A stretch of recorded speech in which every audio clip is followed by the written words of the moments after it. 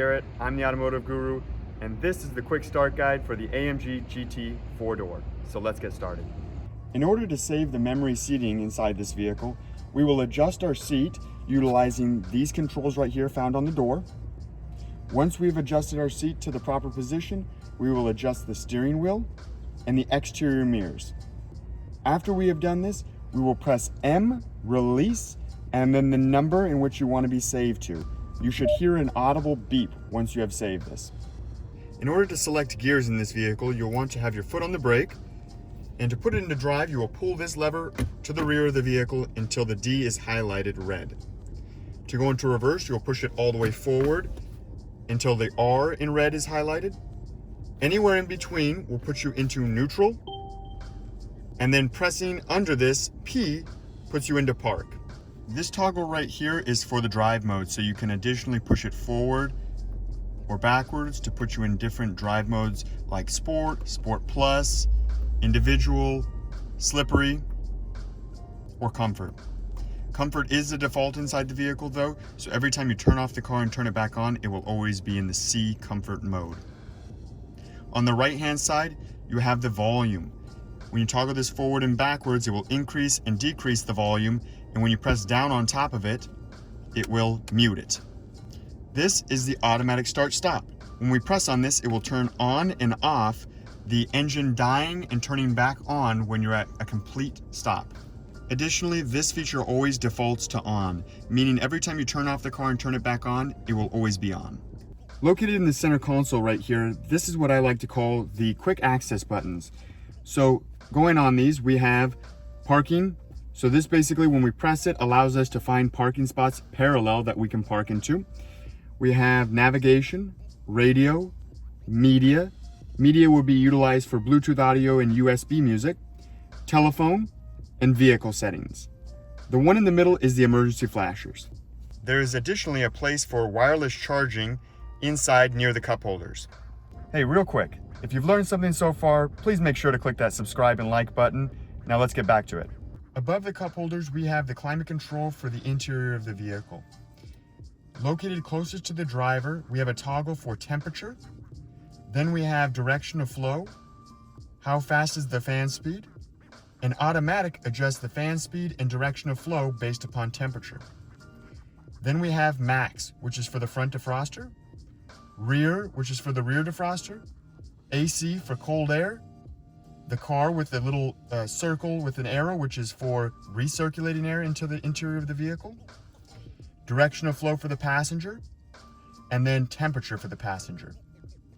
When you press menu right here, it will give you a diagram on the screen of what you're physically adjusting. Additionally, press that button if you have the air balance package, which is the fragrance inside the car.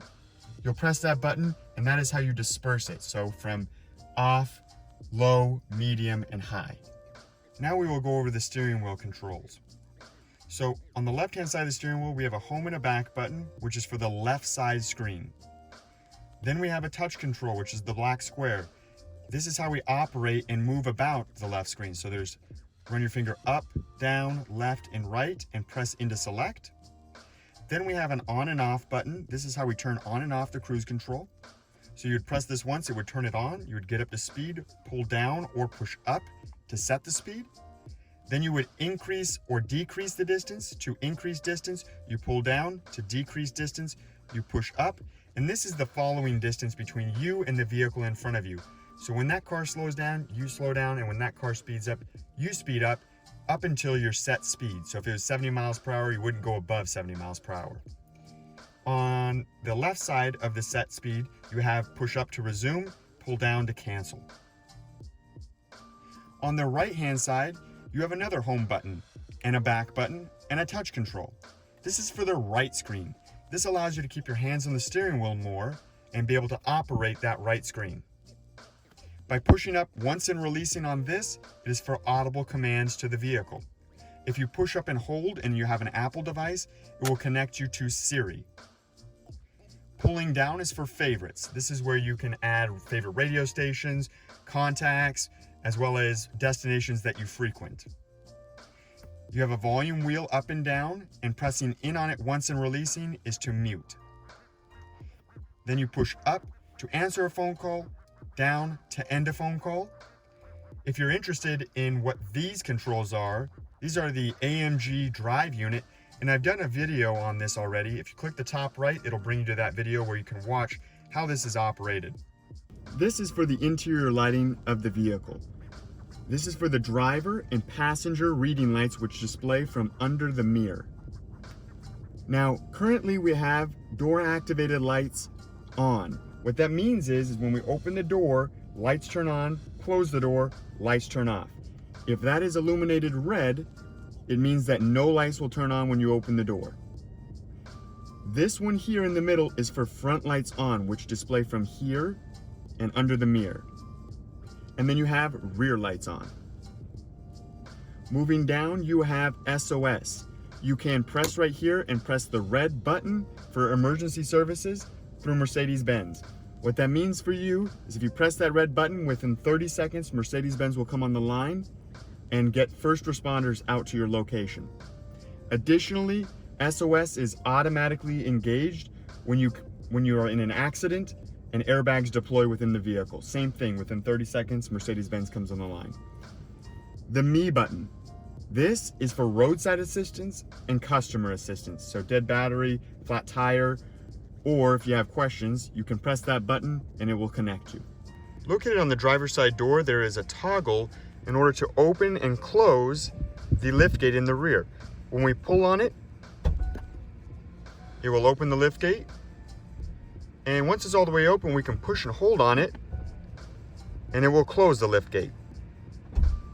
In order to open the trunk from the rear without having to take the key out of your pocket, you'll pull right here where there's a handle near where the license plate is. And when you pull on it once and release, it will open this for you. In order to close the hatch, you'll just press the stop button. This would be if you wanted to lock the car and walk away. So we'll press once and release. Thanks for watching to the end. If you learned something, click the like button, comment down below if you have any questions, and of course, subscribe.